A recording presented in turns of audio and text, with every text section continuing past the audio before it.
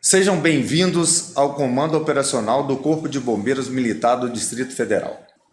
Nessa série de vídeos do Comando Operacional, onde tivemos um bate-papo com o nosso ex-comandante, General Coronel Paulo José, uma figura ilustre da corporação, foi muito enriquecedor para este comandante e espero que para vocês que estejam nos assistindo, seja de grande importância aprender sobre a história da nossa corporação.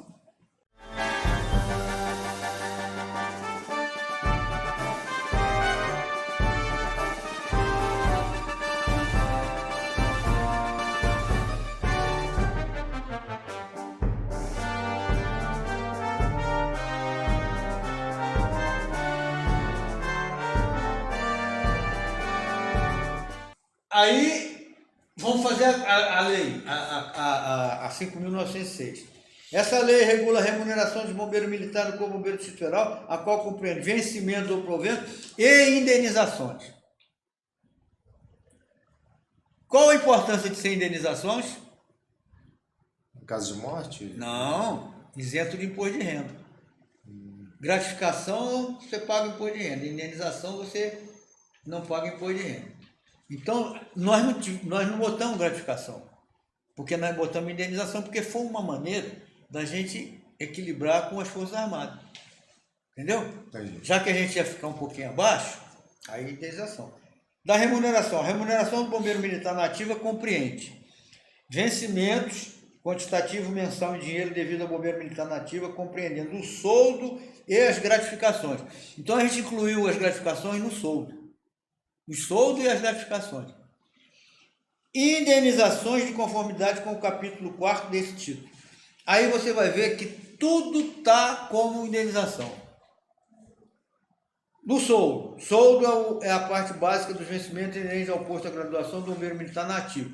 O soldo do bombeiro militar é irredutível, não está sujeito a penhora, sequestro ou arresto, exceto nos casos especificamente previstos em lei. Por que a gente botou isso aqui? Tudo tinha uma explicação. Quando a gente veio para Brasília, eu te falei que todo mundo veio sem família. Sim. O que proliferou de família aqui, de duas famílias, uma família no Rio, outra família aqui, foi uma benção. Ah, lógico, todo mundo solteiro aqui, né? As mulheres no Rio e aqui. E isso demorou, porque as casas só foram entregues em 67. Né? Então, muitos caras se juntaram aqui, tiveram filho aqui. Então, se a gente não tivesse botado isso aqui, ia ter bombeiro que não ia receber salário no fim do mês. Quando comandante-geral, o subtenente Silvio Seabra de Alvarenga faleceu. Foram 10 mulheres pedir a pensão dele por ter convivência estável com União estável. União estável. Não tinha como.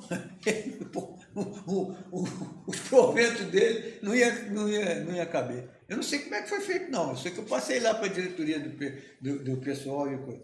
O soldo do bombeiro é irredutível. Isso aqui foi bom. O direito do bombeiro ao soldo tem início na data. Então, para encurtar, a gente fez uma lei dentro do possível. Abaixo do que era, né? Disposições preliminares. Gratificações só após vencimento atribuído. Quais eram as gratificações? Gratificação de tempo de serviço, porque essa não tinha jeito de não ser.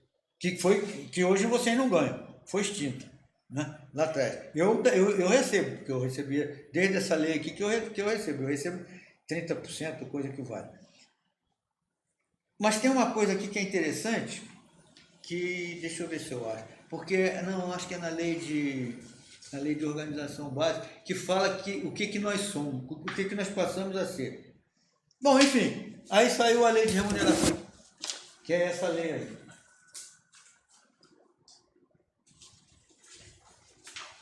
Depois da lei de remuneração...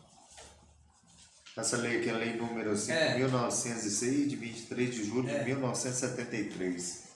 Aí o coronel Holanda gostou do trabalho que eu tinha feito, aí ele me pediu para fazer um trabalho explicando como é que funcionava os bombeiros. Aí eu fiz esse aqui, outro trabalho. O serviço de bombeiros, situação atual e necessidades institucionais. Aí falei tudo que tinha que ser do bombeiro. Aí eu ganhei o coronel.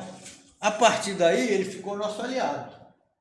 Esse documento o senhor fez para quê? Desculpa. O coronel Holanda, né? Porque, já que eu tinha feito isso aí, que era administrativo, ele queria um operacional, vamos dizer assim. Sim. Aí eu fiz esse aqui dizendo como é que era o bombeiro, como é que tinha que funcionar, por que tinha que funcionar, a necessidade de solução do problema a médio, curto e longo prazo, e foi por aí abaixo. Então ele... Bom, coronel. Entendeu? Bom, aí veio... Isso aqui foi em 73, né? Aí vamos lá para 74. 74 saiu a 6.022. Dispõe sobre... Isso aqui é o estatuto, né? O presente estatuto, porque nós não tínhamos estatuto. Em 74 que ele surgiu. O primeiro estatuto do Corpo Bombeiro aqui em Brasília, né? Nós tínhamos regulamento geral, desde 1960, desde 1860. 1860 foi o primeiro regulamento geral. E o último foi em 1957. O último. Aí acabou. Era esse regulamento geral que valia para nós por extensão no ato do prefeito. Certo? Aí a gente fez o estatuto, 74. Aí vem lá o estatuto. Aí no estatuto é que eu acho que falo o que eu quero mostrar para vocês. A situação, obrigações. É esse aqui mesmo. Os membros do Corpo de Bombeiros do Distrito Federal, em razão... Isso aqui foi imposição da GPM. Os membros do Corpo de Bombeiros do Distrito Federal, em razão de sua destinação e organização e em decorrência das leis vigentes, constituem uma categoria especial de servidores públicos do Distrito Federal. Não era militar. Tudo fora da lei. Tudo fora da lei. A nossa lei lá falava que a gente era militar, numa corporação militar. Nós fomos reconhecidos como militar pela IGPM. Aí vem pelo Estado-Maior do Exército, pelo Ministério do Exército. Aí vem a IGPM e fala, não, vocês não são militares, vocês são uma categoria de servidores especiais, não sei o quê, denominada bombeiro militar. O bombeiro militar era só uma denominação, não caracterizava uma situação jurídica. Aí saiu do nosso estatuto. Então a gente ficou lá. Então isso aqui só foi mudado na Constituinte. Porque até a Constituinte, nós éramos uma categoria especial de servidores públicos do Distrito Federal. Que depois, no outro estatuto, que é o 74, 79, que foi acho que de 86, 87, continuamos como categoria especial. Por isso que eu briguei na Constituinte para a gente entrar lá, porque ali matou definitivamente, entendeu? Então aqui fala tudo que a gente é. A carreira de bombeiro militar é caracterizada por atividade continuada, inteiramente devotada às finalidades. Aqui é a imposição de que você não pode ter outra atividade, a não ser magistério, né? E vai embora. Aqui. São equivalentes à expressão na ativa e da ativa. O disposto neste estatuto, no que couber, aplica-se aos bombeiros militares da reserva remunerada e reformada. Porque naquela época a gente já tinha, né? Muita gente já tinha passado para trás. Então aqui é o estatuto que prevaleceu até 1979. Não, até 1986, eu acho. Que é o 74, 79. E acho que esse ainda está em vigor, o 74, 79. Né? Então é esse aqui. Depois desse veio a lei que criou os territórios, não interessa. Aí vem a lei de organização básica. Não, a lei de promoção de oficiais. Porque a gente não tinha lei de promoção de oficiais. A promoção de oficiais ainda era lá daquele regulamento antigo lá. Não tinha. Aí veio, que foi em 75. Dispõe sobre a promoção. Tudo isso aqui foi feito no comando do Coronel Holanda. Tudo isso. Então, o comando do Coronel Holanda se caracterizou pela reorganização do Corpo Bombeiro. A chave do comando do Coronel Holanda foi a reorganização do Corpo Bombeiro. Tá certo? Então, e depois dele veio, finalmente, a lei de organização básica. Aí, essa linha do comando dele foi até 75? 77, ou 76. Eu tenho escrito aqui. Aham. 76. Foi 77 que o coronel Solero voltou. Essa aqui é de 76. Dispõe sobre a organização básica do Corpo de Bombeiros. Então, tudo aquilo que estava lá de reorganização, todas aquelas reorganizações que eu falei, acabou caindo aqui. Eu acho que hoje na verdade, é a 12086. Porque muita coisa que está aqui foi passada para lá. É. Mas aqui consolidou. O Corpo de Bombeiros do Distrito Federal, organizado com base na hierarquia e na disciplina, em conformidade com as disposições contidas no Estatuto dos Bombeiros Militares, destina-se a realizar serviços específicos de bombeiro na área do Distrito Federal. Não dizia o que era. O Corpo de Bombeiros do Distrito Federal é considerado força auxiliar reserva do Exército. Isso foi uma conquista. Que estava na Constituição de 48, de 46, mas que tinha sido excluída, porque aquele negócio da gangorra, uma hora está em cima, outra hora estava embaixo. Compete ao Corpo de Bombeiros do Distrito Federal. Em 76, olha qual era a nossa competência. Realizar serviço de prevenção e extinção de incêndio. Realizar serviço de busca e salvamento. Realizar perícias de incêndio relacionadas com sua competência. O serviço de perícia, ele foi introduzido no Corpo de Bombeiros em função da gente ter colocado no currículo da EF perícia de incêndio, que não tinha. E quem veio dar a perícia de incêndio foi o professor Vila Nova, que era perito da Polícia Federal, né? E ele trouxe mais uns 2 ou 3 amigos dele. E ele deu o curso, e quando ele terminou o curso, ele falou para nós, mas agora vocês que deviam de fazer. Eu acho que ele não estava querendo mais fazer perícia, que devia ser cansativo demais, ele já era meio coroa, né? Aí, não, então vocês passam a fazer. E aí a gente começou a passar a fazer, entendeu? Aí entrou, quando veio essa lei aqui, a gente botou lá, porque a gente estava realizando a perícia. Não era mais... Porque aquilo que eu te falei, a Polícia Civil tinha desaparecido, a Polícia Civil tinha sido extinta. Lá na 317, né? Tinha sido extinta. Então, era Secretaria de Segurança. E na Secretaria de Segurança não tinha perito. Os peritos, quem fazia a perícia era a Polícia Federal. E aí, como o Vila Nova, que era o chefe da perícia, eu acho que não queria fazer mais perícia, ele passou o encargo para nós.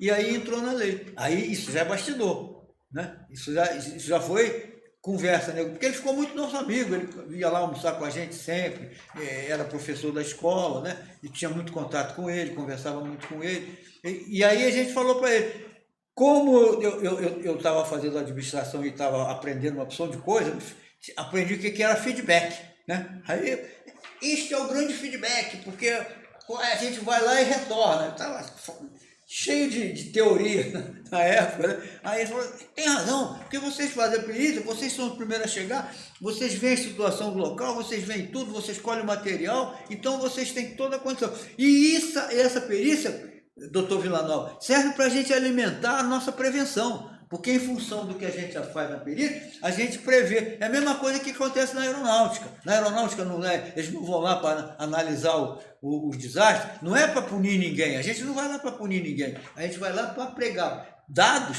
que vão servir para nos alimentar na prevenção. Porque o bombeiro daquela época, ele tinha muita técnica, mas ciência zero, né? Zero. E na minha cabeça a gente tinha que começar a ser um bombeiro científico, né? Lá, desde aquela época... Olha a visão do senhor, tanto que as coisas se refletem, né? Isso o senhor já tinha uma visão desde quando o senhor entrou? Desde que eu entrei. Dentro da história que o senhor está contando aqui pra gente? Mas desde que eu entrei. O senhor sempre foi preocupado dos primeiros que entraram para ter uma escola de formação de um nível elevado. Para a gente melhorar a qualidade nos estudos, em tudo que a gente tem, para a gente aprimorar cientificamente. Olha aí, isso de coisa de 30 anos atrás. Só tinha uma forma do Corpo de Bombeiro. Na minha cabeça só tinha uma forma do Corpo de Bombeiro evoluir. Desde que nós fizéssemos crescer o nível intelectual e o nível cultural também, né? E o nível escolar. Porque com aquele pessoal não tinha condição. Técnica sensacional, armar, desarmar, correr, subir, saltar, dar cambalhota, tudo o bombeiro era sensacional. Mas o que o bombeiro era naquela época? Herói. E eu não aceitava que o bombeiro fosse só herói. Herói era uma consequência. Para mim, o bombeiro tinha que ser profissional e profissional qualificado. E o heroísmo era uma consequência, pode acontecer. Mas a vida do bombeiro, para mim, sempre valeu tanto quanto a vida de quem irá salvar. Inclusive, em muitos trabalhos, eu coloquei lá que o bombeiro não era a solução do problema.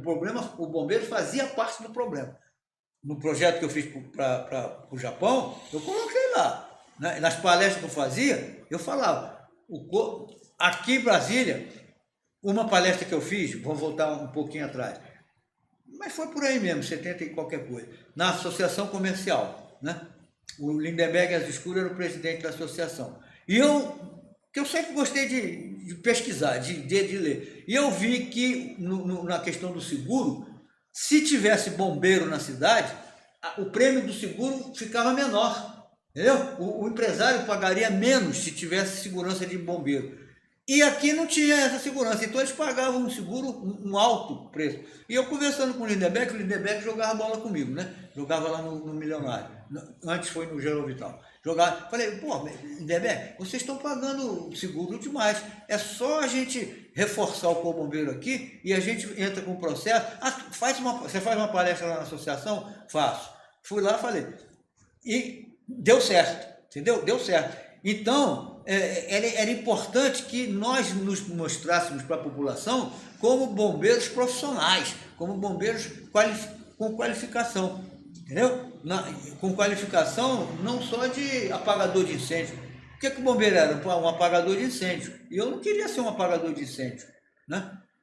Então isso foi muito a minha tese. Eu sempre fui por esse caminho, tanto que eu lutei demais para fazer aquela escola de formação de oficiais funcionar e para fazer academia, né? Passei por cima de muita coisa, todo mundo queria, não, vamos fazer quartel, não. Quando eu fui diretor de apoio, não, nós vamos fazer primeiro a parte de apoio, porque depois que a gente fizer a parte de apoio, aí quando a gente construir os quartéis, a gente não vai ter problema. Você vai construir o quartel e depois o quartel vai se deteriorar porque você não tem como recuperar. Né? Então isso foi uma coisa muito da minha concepção de vida, né? E assim foi. Então aqui quando a gente fez a lei de organização básica, a gente pensou nisso, em colocar aqui aquelas coisas que a gente podia fazer naquele momento. Realizar perícia de incêndio, por quê? Por causa do que eu contei para vocês. Prestar socorro no caso de sinistro, calamidade pública, catástrofe, sempre que haja ameaça de destruição de haver e vítima. O que isso aqui levava na minha cabeça? Defesa civil. Defesa civil. Né? Por que a defesa civil nos estados era feita pela polícia militar? E por que na estrutura legal não tinha defesa civil, tinha defesa passiva? E a defesa passiva era das Forças Armadas, era do Exército. Não, pô, a gente tinha todas as condições de fazer tudo isso aqui. Isso é defesa civil. E depois eu coloquei lá na Constituinte, né? Que aquilo foi escritinho com a minha mão. Olha esses garranchos aqui. Entendeu? São coisas que ninguém sabe. Isso aí é meu. Foi eu que fiz. Eu sei o que eu fiz. Né? Ninguém sabe. Você está sabendo. E agora eu estou contando lá para o coronel Sandro. E para a esposa dele, né? Então, feito isso aqui. Então, comando do Coronel Holanda, reorganização do Corpo Bombeiro. Tudo aquilo, que não é o caso de fazer aqui, tudo aquilo que eu falei antes, para mim, foi a fase da superação. Então, de 64 a 70, 71, 72, foi a superação. Agora a gente está na fase da organização. E aí a gente conseguiu, a duras penas, organizar. Agora, a briga na IGPM foi generalizada, porque eles não queriam que nós fôssemos militares, e eles, até certo ponto eles conseguiram. Eles queriam que o nosso uniforme, que a gente tudo tinha que pedir a eles. Uniforme, efetivo, tudo tinha que ir lá apresentar e pedir. E era sempre eu que ia, né? O Benjamin foi algumas vezes comigo lá também. O Benjamin já era oficial. Em 73 por aí, ele já era oficial. 73, 74, 75. Bom, aí 72 eu fui promovido a major. Em 72, né? deu vaga de major, eu fui promovido a major, e aí eu fui na frente de todo mundo. Só fiquei atrás do Pulga, né? Mas aí todo mundo, todos aqueles tenentes que eram mais antigos do que eu, que vieram de praça, e ficaram para trás. Então ficou Pulga, mais antigo do que eu, só ficou o Jair, que era o subcomandante, o Benvenuto, o Almeida, o Rodrigues e o Pulga. Eu fiquei sendo o sexto mais antigo da corporação e o resto, ó, para trás. Em 74 mudou o governo, né? Aí eu voltei pro quartel e o Pulga foi para o meu lugar como subchefe do gabinete militar, né? Nós invertemos as posições. Quando eu cheguei lá, ainda era o Holanda o comandante. Aí o Holanda me chamou e falou: o Holanda já estava até aqui porque era semana sim, semana não, ele recebia uma cartinha lá do Tribunal de Contas, porque o bombeiro errava tudo, cara. Era uma coisa tenebrosa. E aí eu já estava formado. Quando eu voltei, em 72 eu já estava formado.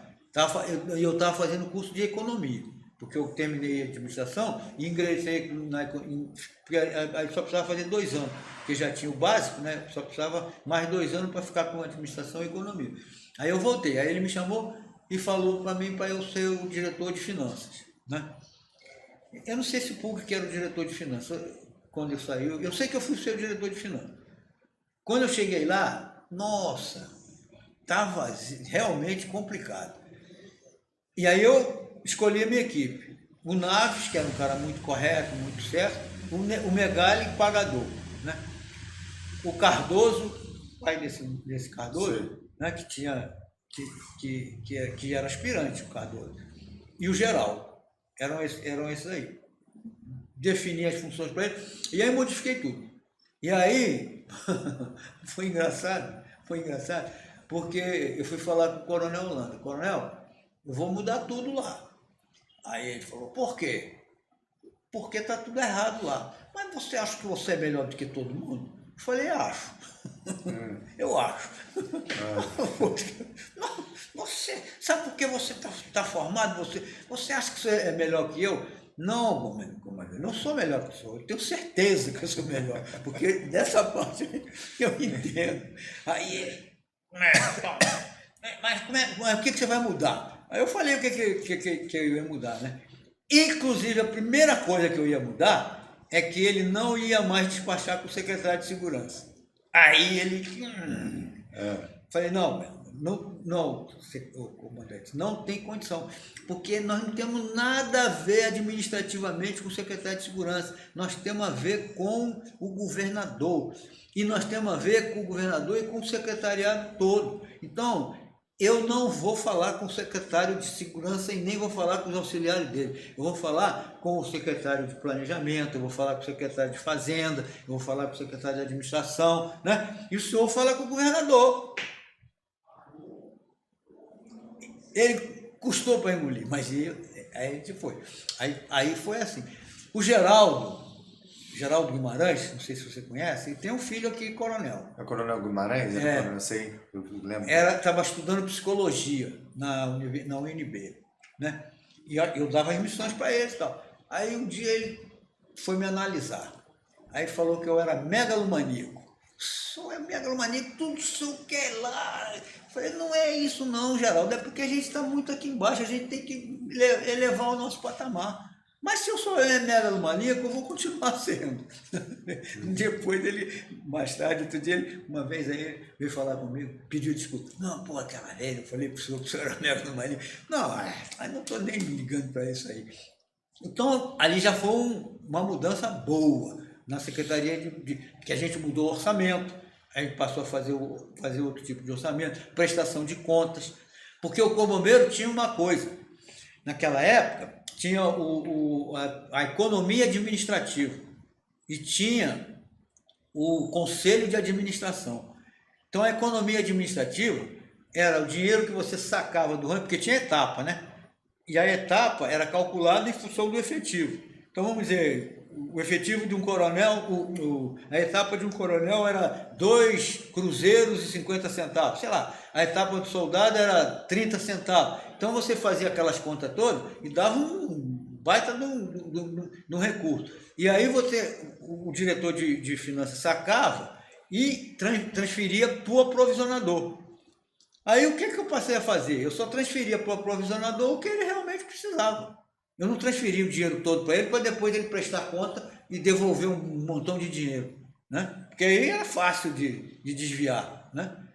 E tanto que o Tribunal de Contas depois veio em cima disso. E se eu não tivesse feito isso, eu tinha caído igual os outros caíram, que muitos foram responsabilizados por causa disso. Entendeu? Então, foi uma modificação. E eu falei para o Coronel Holanda que eu ia fazer isso. Aí ele, não, tá certo, é isso mesmo. Porque todo mês tinha prestação de contas ao Conselho de Administração. O Conselho de Administração era o comandante, o subcomandante, os diretores, o tesoureiro e o aprovisionador. Aí o secretário.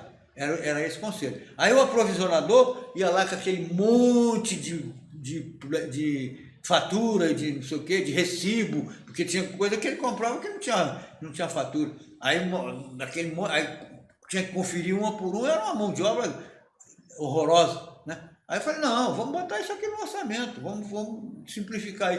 Tem uma palavrinha que eu não consigo me lembrar que dava possibilidade de fazer isso sem utilizar o Conselho de Administração. O Conselho de Administração só aprovava. O Tribunal de Contas veio em cima. Aí eu fiz a defesa, consegui safar. O Coronel Holanda gostou. Aí entramos em 75, né? Isso foi em 74. 75, cheguei no quartel de manhã um dia, cedo, o soldadinho que trabalhava lá no gabinete, o comandante está chamando o senhor. Isso aí era 7 horas da manhã, que eu chegava sempre cedo no quartel, porque tinha educação física e tudo, até antes. Aí fui lá, estava lá o Coronel Hermar, estava o Coronel Jair, estava o Coronel Benvenuto. O Coronel Benvenuto era o diretor de apoio logístico. Não, ainda era a diretoria do material, era o diretor do material. Aí o comandante sentado lá, eu sentei, Paulo José, você assume agora a diretoria do material. O tenente-coronel Benvenuto não é mais o diretor do material. Não falou nada. Aí de 75 a 78, aí eu fui o chefe do Estado-Maior do Corpo Bombeiro que não tinha. Porque todo o planejamento logístico da corporação eu fiz e mudei. Em cima disso que eu te falei aqui, vamos fazer a parte de apoio. Aí eu mudei toda a estrutura orçamentária do Corpo Bombeiro, passando, porque o Corpo Bombeiro fazia assim, pessoal, tanto, custeio, tanto, manutenção das atividades do Corpo Bombeiro, tanto, era só isso. Então não tinha, você não sabia, aquele dinheiro ali você não tinha nada para capital e não tinha nada para obras. Não tinha. Então não tinha como comprar, adquirir equipamento, aí tinha que pedir suplementação, não sei o quê, era uma confusão generalizada. Aí eu falei, passamos a fazer projeto atividade. Então projeto, academia do Corpo Bombeiro. Aí toda a definição do projeto, toda a definição, tanto para isso, tanto para aquilo, tanto para aquilo, tanto para aquilo, tanto para aquilo. E aí eu consegui aprovar na Secretaria de Planejamento, porque eu ia lá todo dia na Secretaria de Planejamento, conversar com o pessoal lá, e fiquei amigo de todo mundo, porque eu falava a mesma linguagem que eles, né? Eu já estava formado em economia também, então eu falava a mesma língua deles. Aí chegava, era o Comarci, ficamos grandes amigos, inclusive depois a mulher dele trabalhou comigo. Então, Comarci, eu preciso fazer isso, faz o projeto e traz para mim. Aí eu fiz um projeto para a academia, fiz um projeto para a policlínica, fiz um projeto para as instalações do quartel central, que só tinha aquele miolinho, fiz um projeto para banda de música, fiz um projeto para a policlínica e fiz um projeto para montar um laboratório de pesquisa. Eu consegui aprovar esses 5 aqui e esse aqui não foi possível, né? E aí a gente ficou com o projeto pronto. Do laboratório? O laboratório não consegui. Foi o único projeto que não passou lá na Secretaria de Planejamento, né? Não passou. Eu briguei pra caramba, mas não consegui. esse projeto. Eu ia conseguir depois, mas não consegui naquela época. Aí foi licitação, etc. Aí, pô, era problema, porque vinha proposta de tudo quanto era jeito para beneficiar esse, beneficiar aquele. Não. Teve uma vez que veio uma pesada. Aí eu falei, não, eu vou conversar com o comandante. Aí foi conversar com ela, rapaz, não, também não. O que você acha? Eu falei, ó, isso é rolo, não vai dar certo. Mas não, então vamos fazer o seguinte, para não dizer que a gente não vai atender, a gente faz um Natal do Bombeiro, essa empresa faz uma doação para nós, a gente faz o Natal do Bombeiro, porque aí fica para todo mundo, porque já tinha sido. Aí foi assim que aconteceu, né? Então, aí começaram as obras da Policlínica, as obras do Quartel Central, as obras da banda de música, as obras do centro de manutenção, né? Então, essa parte aí essa parte de comando do Coronel Holanda ficou muito caracterizada por organização e expansão. Expansão da parte de atividade meio, né? Porque aí ficou a parte de ensino, ficou a parte de saúde, ficou a parte de manutenção, ficou a parte de gestão, ficou a parte cultural. Então a gente fechou mais ou menos, só não ficou a parte de pesquisa. Eu queria fechar com essas cinco áreas aqui. Não deu a pesquisa, né? Mas essas aqui a gente fechou. E depois vieram as consequências. Agora nós vamos falar do projeto do Japão, porque foi outra virada na nossa corporação, né? O projeto do Japão foi essencial para a gente... Nossa, foi da construção das torres? Da academia? A gente mudou toda a logística da academia, né? Mas a academia, o projeto da academia, o primeiro projeto da academia já tinha sido feito lá atrás, lá em 1965, 66, 60, até 64. Mas aí esse foi refeito, né? Foi refeito porque expandiu muito, né? Expandiu muito. Então, na próxima a gente entra com o projeto do Japão, que foi uma coisa importante.